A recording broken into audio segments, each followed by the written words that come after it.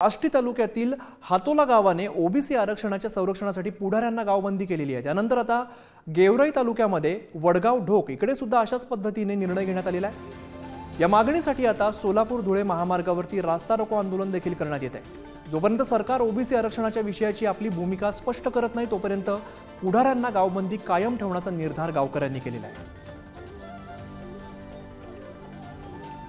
राष्ट्रीयमधली बीडमधली आपण दृश्य पाहतोय।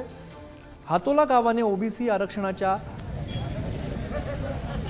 उदय नागरगोजे आमचे प्रतिनिधी अधिकची माहिती देत आहेत। उदय, आता ओबीसी समाज सुद्धा आक्रमक होताना दिसतोय, आंदोलन केलं जात आहे। नक्कीच ओबीसी आरक्षणाच्या संरक्षणासाठी आता बीड जिल्ह्यात गावागावात आंदोलन होताना पाहायला मिळतंय। आष्टी तालुक्यातील हातोला गावाने आता राजकीय पुढाऱ्यांना गावबंदी करण्याचा निर्णय घेतलाय।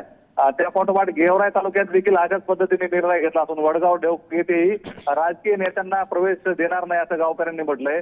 ओबीसींच्या आरक्षणावर तत्काळ सरकारनं भूमिका स्पष्ट करावी, तसेच प्राध्यापक लक्ष्मण हाके यांच्या उपोषणाची दखल घ्यावी आणि त्यावर तात्काळ निर्णय घ्यावा अशी देखील मागणी या ग्रामस्थांनी केली आहे।